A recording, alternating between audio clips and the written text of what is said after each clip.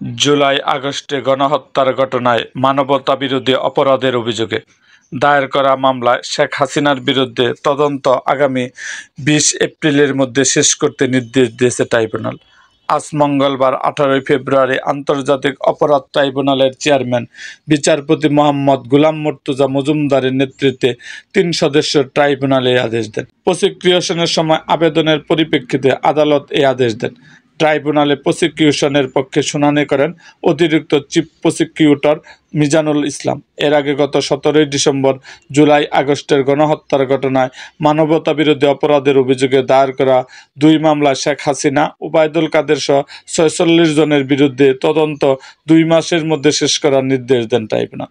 বৈষম্য বিরোধী ছাত্র আন্দোলনে নিরস্ত ছাত্র জনতার উপর গুলি, হত্যার নির্দেশদাতা ও পরিকল্পনাকারী হিসাবে সাবেক প্রধানমন্ত্রী শেখ হাসিনা সহ অভিযুক্তদের বিরুদ্ধে আন্তর্জাতিক অপরাধ ট্রাইব্যুনালে বিচার চলছে। ছাত্র জনতার আন্দোলন ঠেকাতে আওয়ামী লীগ সরকার নির্বিচারে হত্যা চালায়। প্রায় 1,500 মানুষ প্রাণ হারান ওই আন্দোলনে। ছাত্র জনতার আন্দোলনের মুখে 5ই আগস্ট শেখ হাসিনা সরকারের 15 বছরের শাসনের অবসান হয়। এরপর শান্তিতে নোবেলজয়ী ডক্টর মোহাম্মদ ইউনূসের নেতৃত্বে অন্তর্বর্তী সরকার দেশ পরিচালনার দায়িত্ব নিলে জুলাই আগস্টের গণহত্যার বিচার করার সিদ্ধান্ত নেওয়া হয়।